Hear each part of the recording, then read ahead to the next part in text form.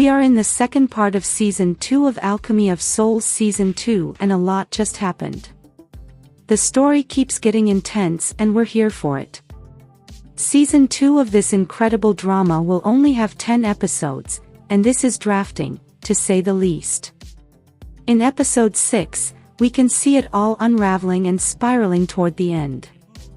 We saw Jang Wook, who is confused by Bu Yeon, get jealous of her friendship with Seo Yul. Seo Yul is the first to discover Naksu this time around. We also saw Seo Yul sacrifice herself for Seo Yul. The ending had us clasping our pearls in worry for Seo Yul, and delighted as Jang Wook declares, not a single person will be able to walk out of here alive. Today, I'm going to talk about Alchemy of Souls Season 2 Episode 6 while dwelling more on some insights. Make sure you stick to the end of the video for an amazing explanation. But first, don't forget to subscribe to this channel and turn on your notification bell to be among the first to see our content. Thanks. Episode 6 of Alchemy of Souls Season 2 began with Jang Wook getting confused by Bu Yeon's mention of the tall tree in Danhyeonguk. She clears him by stating that it's her memory this time, not Naksu's. Jang Wook couldn't help the feeling of familiarity he feels with Bu Yeon and told her that he must be going crazy because of her. They were having this moment while taking a walk in Jinyeon. But they got distracted by Seo Yul, who had snuck into Jinyeon to find Seo Yul, who was held prisoner by Ho Kyung. They helped him out in his rescue of Seo Yul, but he wouldn't say truthfully how he was linked to her. Remember in the previous episode, Master Lee had asked Jang Wook to go into Jinyeon and confirm that the Firebird was still in there. The Firebird is one of Jinyeon's fundamental relics. It was created from the fire of a volcano and Jinyeon would collapse without it. It was installed in Jinyeon by Master Seo Yul, the founder of Sungrim, and the great priestess Solran, the founder of Jinyeon. In the previous episode, we discover that Jinmu is after Jinyeon because of the Firebird.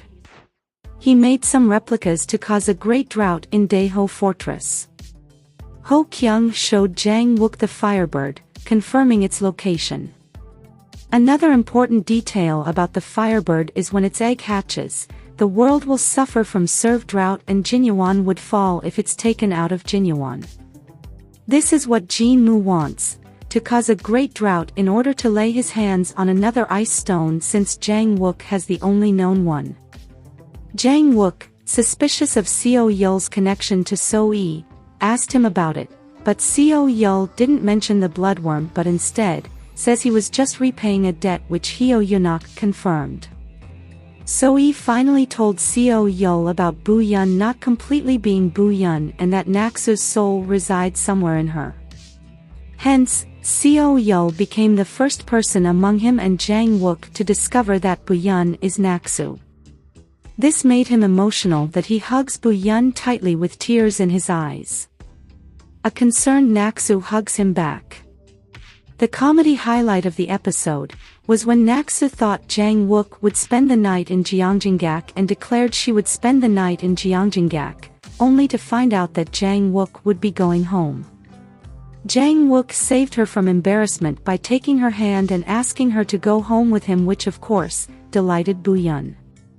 Seo Yul finally discovered who has Seo Yul's heart and begs him to seek help from Jinyeon. Instead, Seo Yul decided to send her to Daeho Fortress for her safety. Maidservant Kim finally broke the news of her engagement to Park Jin, to Jang Wook, who doesn't know how to address her because of her engagement. They ended up hugging it out and confessed to feeling more like mother and son than master and servant. Meanwhile, Seo Yul, Seo Yul's cousin whom Jinmu recruited the previous season to help bring the replicated Firebird to Daeho Fortress to cause drought, is seen panicking because Sungrim had decided to investigate every ship coming into Daeho in search of the replicated Firebird. This made them dispose of the birds into Lake Gyeonggi on Daeho. But fortunately, Bu Yeon was able to use her ability to feel energy, to track down the birds before they could cause harm to the lake, or so I hope.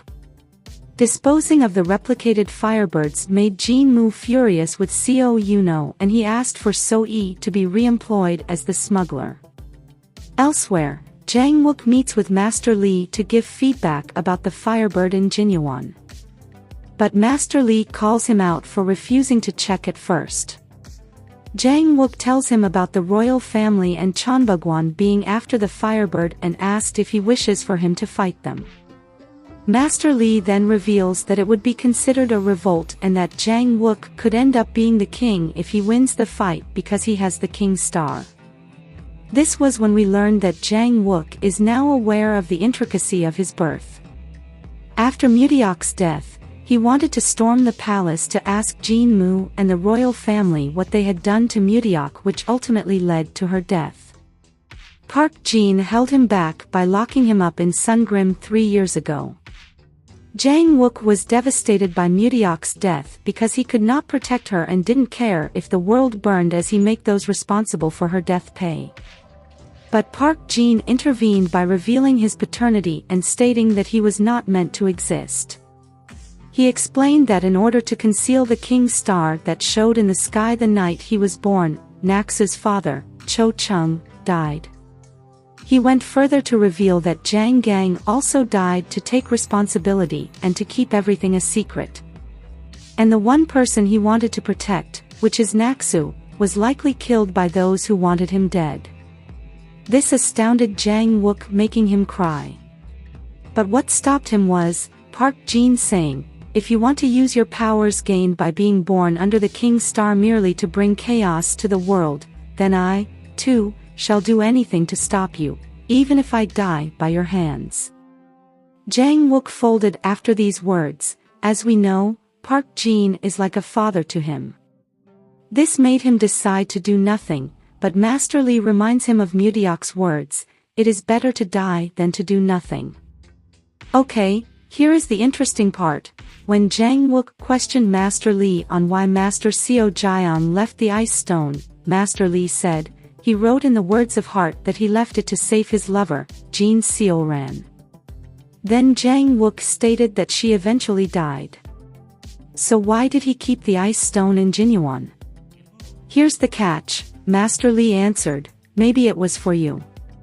You were born under the king's star." Do you think Jang Wook and Naksu will later need the ice stone? Maybe Jang Wook will need it to save Naksu later in the season. I'll tell you why I think so in my next video. Meanwhile, the damaged queen makes a move on Cho Yeon, calling her spring. She asked her to visit often as she would like to get a glimpse of the spring that is soon to come. This could mean different things. Maybe she plans to shift into Cho Yeon's body when they finally get the ice stone.